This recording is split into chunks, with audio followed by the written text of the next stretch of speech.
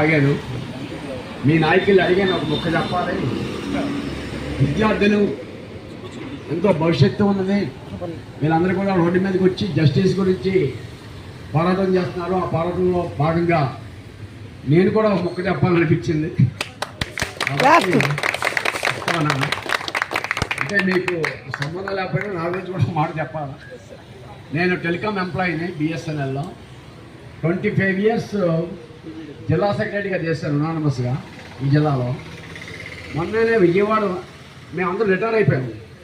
విజయవాడలో సమావేశం అయింది. మా పెన్షనర్స్ 20,000. దానికి ఏమంటే రాష్ట్ర సహాయ కార్యదర్శిగా ఎన్నికవడం జరిగింది. అంటే ప్రజలు కానీ, కార్మికులు కానీ, విద్యార్థులు కానీ సమస్యల మీద పోరాడేటప్పుడు మన గొంతుకు విప్పాలి అని నినాదం అది. కాబట్టి దాని ప్రకారం ఖచ్చితంగా మీ యొక్క ఆందోళన ఈ బాబు చెప్పే నాకు చిన్న విషయం పూర్తిగా అర్థమవుతుంది, కానీ కొంత అర్థమైంది. అన్జస్టిఫైడ్గా జరిగిపోయింది గత ప్రభుత్వంలో. ఇప్పుడు జస్టిస్ మీరు కోరుకున్నారు కాబట్టి ఈ ప్రభుత్వం బాధ్యత ఖచ్చితంగా జస్టిస్ చేయాలి, మీ భవిష్యత్తుని కాపాడాలి. అంటే మీ అందరికీ తెలిసిన విషయాలే, కానీ నేను మాట చెప్పినప్పుడు ఏమనుకోవద్దు. ఈ దేశం కానీ, ఈ రాష్ట్రం కానీ, జిల్లా కానీ యువత మీద ఆధారపడదు. మనమే గెలిపించుకున్నాం. ఏదైనా దప్ గవర్నమెంట్, దిస్ గవర్నమెంట్, ఇద్దరు గవర్నమెంట్లు మళ్ళీ అలాగే కబడ్డీ చేస్తారు. అవన్నీ మన తప్పదు, సమాజంలో తప్పదు. కాబట్టి ఖచ్చితంగా మీ సమస్య పరిష్కారం అవ్వాలి. అయితే మాకు కూడా పిల్లలు ఉన్నారు కదా, ఈ రాష్ట్రంలో 20,000 మంది ఉన్నారు కదా, కనీసం 5-6 వేల మందికైనా సరే మా పిల్లలు, మన వాళ్ళు ఉంటారు కదా. నాకు 65 సంవత్సరాలు. ఫర్ ఎగ్జాంపుల్ మా పాప, మా అబ్బాయి ఉద్యోగం చేస్తున్నారు అనుకోండి, అలాగే ఉంటారు కదా చాలామంది. వాళ్ళు కూడా పాపం మీలాగే రోడ్డు మీదకి వచ్చి జస్టిస్ అడుగుతారు. అయితే మీకు సలహా ఏంటంటే, వేదన కొంతమంది విడిపోయారు అన్నారు కదా, వాళ్ళు కన్విన్స్ చేయాలి. ఎందుకంటే అందరూ రాదు. పోరాటం చేసేటప్పుడు ముందు వచ్చే ఈయన వెనకాల మీరు, మీ వెనకాల నేను, వాటి వాళ్ళు ఏంటంటే కన్విన్స్ చేయాలి.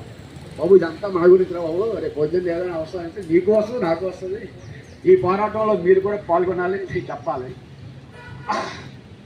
కాబట్టి ఖచ్చితంగా మా సపోర్టు, అంటే పబ్లిక్ కూడా సపోర్ట్ ఉండాలి ఏ ఉద్యమానికైనా సరే.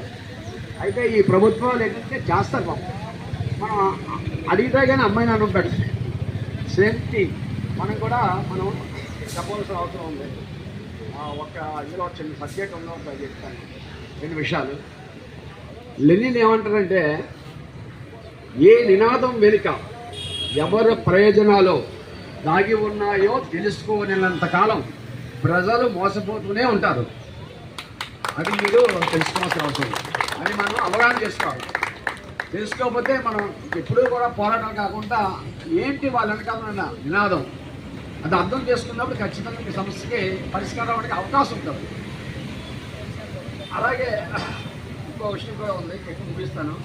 వాళ్ళు కోరుకోవటం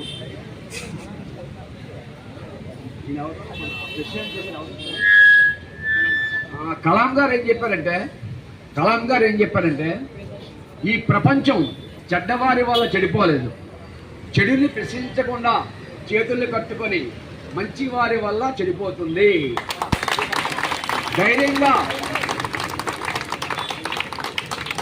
ధైర్యంగా అడగలేని భయస్థుల వల్ల మనకెందుకులే అనుకునే స్వార్థ పరుల వల్ల చెడిపోతుంది. కాబట్టి ఖచ్చితంగా మనకి న్యాయానికి, ధర్మానికి, my policy, justice and democracy. అలాగే నేను ఫైట్ చేస్తున్నాను మా డిపార్ట్మెంట్లో. నన్నే అందరూ కూడా నువ్వే కావాలన్నారు.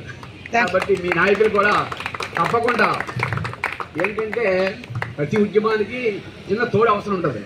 రాముడు ఆ రోజుల్లో వారధి కట్టాడు, ఉడతలు సహాయం చేశాడు, వారధి ఫుల్ఫిల్ అయిపోయింది.